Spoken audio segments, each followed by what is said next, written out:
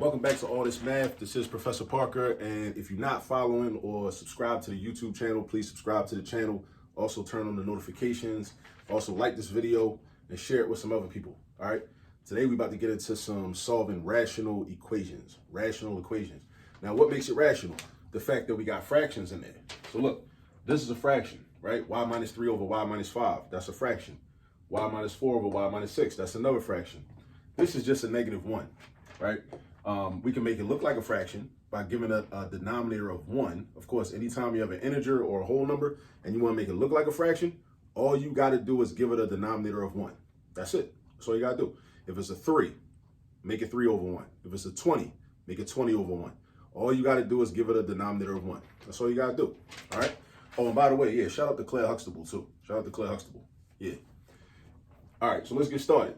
So when I'm trying to solve for y, right, first identify the variable. The variable is y. I got y minus 3, I got y minus 5, y minus 4, y minus 6. I'm trying to figure out what value of y will make this a true statement. Because when we do math, right, it takes us back to our ancestors in ancient Kemet, all the way back, right? We're trying to find the truth, right? That's one of the 7 principles of Ma'at, truth, right? That's one of them, right? So we're trying to find the truth. So what number can I replace these letters with and make this a true statement? The left side equal to the right side. All right. That's what we're trying to do right now. So the first thing I would do if I'm doing this problem is I want to get rid of the fractions because the fractions make things more complicated. So I want to simplify the equation by getting rid of the fractions. That's the first. That's what I want to do. Now you got to know how to do it. All right. So you can know the what, then you know the how. All right. How to do it is you find the LCD. LCD is an acronym that stands for least common denominator or lowest common denominator. Now, when you're dealing with rational equations and you got a bunch of variables and all that, what you do is you look for your denominators, right? This is a denominator, y minus 5. This is a denominator, y minus 6. If you need to, you can make this 1 into a fraction like I already talked about, and you can make it negative 1 over 1. So you got y minus 5, y minus 6, and 1. When we're dealing with these type of equations, all you got to do is take each denominator and multiply it by the other ones. All right. So I would do y minus 5 times y minus 6. Now, if we had another type of problem that had if you had y minus 5 to the second power and then another y minus 5, all right, you would keep the y minus 5 with the largest exponent, right? But we don't got to worry about that in this particular example. We'll see that in another example on this channel. All right. So my LCD, and it's convenient to write your LCD somewhere, right? So it's going to be y minus 5 times y minus 6 times 1, which is just y minus 5 times y minus 6. Now, I'm not going to expand it and multiply it out using FOIL and all that. I'm not going to do that because I'm going to use this in order to cancel out my denominators, So watch this. I'm going to do the work, and then I'm going to go back and show you how I got there, right? So this fraction is going to turn into this. Y minus 3, give it parentheses, times y minus 6. Now, why did that happen? Because this is what I did. You take the LCD and you basically multiply it by this fraction. All right. Now, I didn't show it written out, but I'm explaining it now. So pay careful attention. If I take this and I treat it like a fraction, right? Let's say I do that, right? I multiply it by this fraction. What's going to happen with these y minus 5s? What's going to happen with the y minus 5s? Because I got a y minus 5 on top and I got a y minus 5 on the bottom. They're going to cancel out. They're going to cancel out. And that's what we want to happen, right?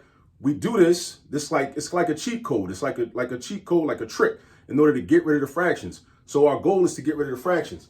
So this y minus 5 is going to cancel out with this y minus 5, leaving you with just y minus 6. And the y minus 3 is still there. So we got y minus 3 times y minus 6. That's how you get this. And then we're going to do the same thing with this joint right here, right? So look, this is what's going to happen. We're going to end up with y minus 4 times y minus 5. Now, again, how did we get this? How did we get it? All right. These are and also a sidebar. These are the questions you got to ask your teacher or your professor when you be sitting in class. Don't just be sitting in class copying everything down all voraciously and everything, trying to write everything, and you don't even know what you're writing down. There's no point. If you copying everything down and you don't understand what you're writing down or where the professor got that from, where did he get that from? Where did she get that from? When you get home, if you're in college, when you get back to your dorm room or wherever, your apartment, if you're in high school, when you get home to your parents' house, you're not going to be able to study that and understand it. You need to raise your hand and ask the question. You got to get out your comfort zone. You got to ask the teacher, ask the professor, yo, what happened to the y minus 6? How did that happen? Right?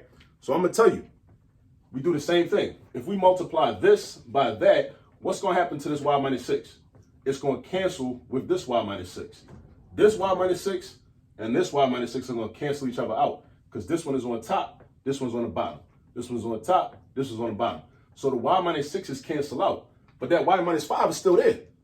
And that y minus 4 from the original fraction is still there. So they're going to get multiplied by each other. Y minus 4 times y minus 5. Boom. And like I said, like see how I just explained that? Like, you got to challenge your teachers and your professors to answer those questions. That's critical. Because if you don't know how you got from here to here, you can't do the problem.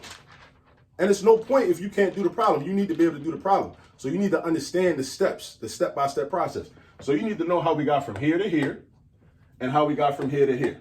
You need to know that. You need to know that this y minus 5 canceled out with this y minus 5, leaving the y minus 3 and the y minus 6. Boom. There you go. You need to know that this y minus 6 canceled out with that y minus 6, leaving the y minus 4 and the y minus 5. There you go. See, every math problem is a story. It's a story from one scene to the next. Just like children's stories. You might read, parents read to their children, the children's stories. They should make sense from one page to the next. Every math problem should make sense from one step to the next. And you should be able to explain it. Now, what about this one right here? Because we can't leave this out, right? We do y minus 5 times y minus 6 times negative 1. So that's going to be minus, and watch what I do. I'm going to put this in brackets. Y minus 5 times the quantity y minus 6. Now, it's minus because there was a minus sign here. It's minus here because there was a minus sign here. All I'm doing is multiplying this by 1. Whenever you multiply anything by 1, it's still that product. That's the identity product, the identity property of multiplication. When you multiply something by 1, you get that thing. 9 times 1 is 9. 58 million times 1 is 58 million. Y minus 5 times y minus 6 times 1 is y minus 5 times y minus 6. Now, why did I put it in brackets? In case you're wondering, that's a good question.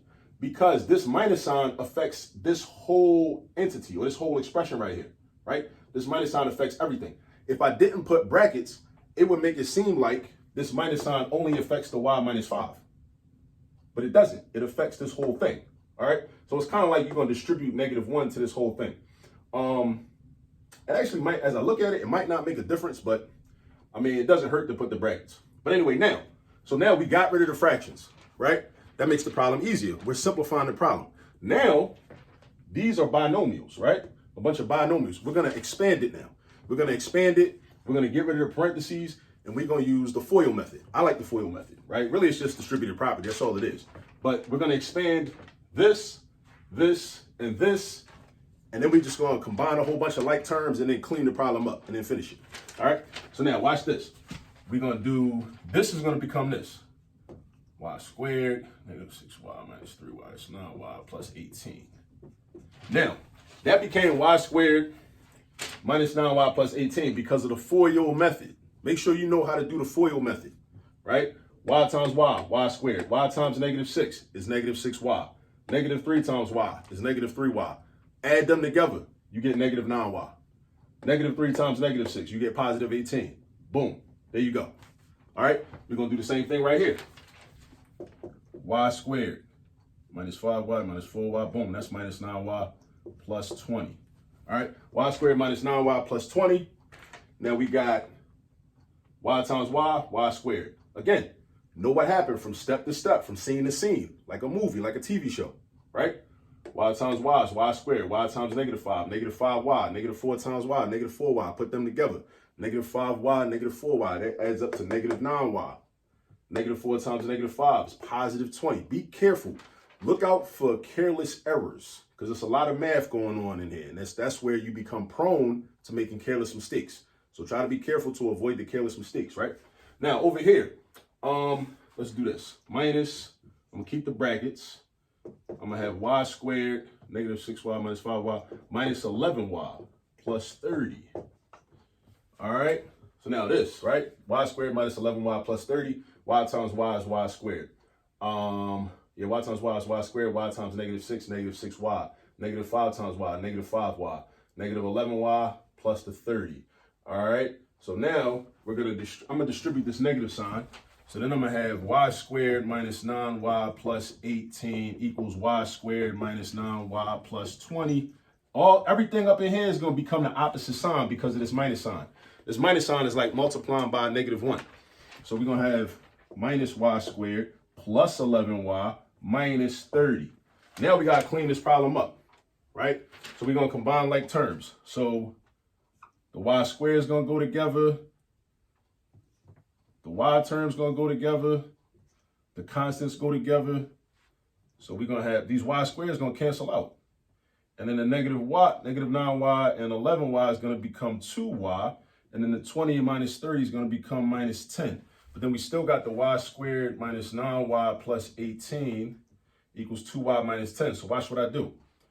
This is gonna become y squared minus 11y plus 28 equals 0. Now, how did that happen? Let me explain it. Let me explain it again. See, this is what happens. Like, you be in a college math class, right? Sometimes a high school math class or a middle school math class. Teacher just be up at the board, just going through the motions, not explaining what they're doing, right? Taking for granted, thinking that you know what they're doing. You don't know what they're doing. And I can speak from experience. I used to be guilty of that, you know, when I was young in the game, early in my teaching career, right? But you got to explain things. So you got to know, like, what happened to the 2y? That's the question you should be asking. What happened to the negative 10? Because it ain't there no more, right? It's gone, right? What happened to it? Where'd it go? Minus 2y right here, minus 2y right here. What's negative 9 minus 2? Negative 11. So the negative 2y is basically combined with the negative 9y to make negative 11y, right? What happened to the negative 10? We add 10 to get rid of it. Balance. Again, take it back to ancient Kemet. Mayat, one of the principles. Balance, right? If I add 10 on the right, I add 10 on the left. Add 10 on the right, add 10 on the left. 18 plus 10, positive 28. Right? So always understand, like, where did everything go? What's happening from step to step? Now we got a quadratic, because my biggest exponent is a 2, equation in standard form now, right? Now I want to solve for y. So I got options. It's good to have options. I can either solve by factoring. If it's factorable, I'm going to find out in a minute. I could definitely use quadratic formula if I want to. I could complete the square, but I ain't completing the square. I'm not doing it. I'm going to do, that's just my thing. I mean, it's cool if I have to do it, if I'm asked to do it, but if I had the choice, I would always use quadratic formula over completing the square, just to be more efficient and save time, I think. But this is actually factorable. So this is a quadratic trinomial. So you set up your two binomials. It's kind of like doing something called the reverse FOIL method. I take the factors of y squared, which is just y and y, and then I take factors of positive 28 that will add up to negative 11. Positive 28 that will add up to negative 11. Those factors are not 14 and 2, but negative 7 and negative 4. That's why you got to know your multiplication facts, and you got to know the factors of numbers so you can be good with this. Negative 7 and minus 4, because y times y is y squared. Y times negative 4 is negative 4y. Negative 7 times y is negative 7y. Add them two together, you get negative 11y. Negative 7 times negative 4 is positive 28. Now we almost done. You take each of these factors, set them equal to 0, and then solve. So this is going to look like this. Y minus 7 equals 0. Y minus 4 equals 0. So y is equal to 7, and y is equal to 4. That's how you solve that. Basically, I just do plus 7 on the left, plus 7 on the right. Again, balance. Mayat, ancient Kemet, all that, right? Y equals 7. Over here, y equals 4. So this actual equation has two solutions. Now, I can't remember if, I think rational equations sometimes have extraneous solutions, meaning you have solutions that work when you do all the steps, but when you actually substitute them into the original equation, they actually don't work. I know that's the case with radical equations. I'm not sure about extraneous, but I checked these anyway, and these are good because 7 minus 3, let's try 7, right? 7 minus 3 is 4. 7 minus 5 is 2. 4 over 2 is 2, right? So think about it like this. You got 2 is equal to, what's 7 minus 4? 3. What's 7 minus 6? 1. What's 3 divided by 1? 3. And then you got the minus 1. Isn't 2 equal to 3 minus 1? It is. So that's proof that y is equal to 7. All right, now let's try to do the same thing with 4, right? This is our check. 4 minus 3 is 1. 4 minus 5 is negative 1. 1 divided by negative 1 is negative 1. Put your equal sign. 4 minus 4 is 0. 0 divided by 4 minus 6 is negative 2. 0 divided by anything is just 0. except divided by 0, that's undefined. And then we got minus 1. Is it negative 1 equal to 0 minus 1? It is. So that's proof that y is equal to 4. And that's our answer. I know we had to do a lot, and you got to know a lot of prior knowledge in order to get to this answer. But once you know these steps, then these problems become easy. So look what we did. We got rid of the fractions by using the LCD. We multiplied each term by the LCD. And then we got rid of the fractions, and then we simplified everything by multiplying everything out. And then we basically combined like terms to simplify the equation even more. Then we put it in standard form by moving everything to the left side of the equal sign. And then we factored. We could have used quadratic formula, or we could have completed the square. We would have got the same answers. It don't even matter. So you got a lot of options when it's time to actually solve for when you have a quadratic equation. You got a lot of options. And then we checked our work to make sure that these would get answers. So this problem has 2 solutions, y equals 7 and y equals 4. All right, but you got to go practice. Make sure you practice, because it's not enough just to watch the video. Use the video as a reference. Ask your professor, ask your teacher, or go online and just do some research. Find a worksheet on solving rational equations. All right. Until next time, go get some practice. I'll catch up with you later. Peace.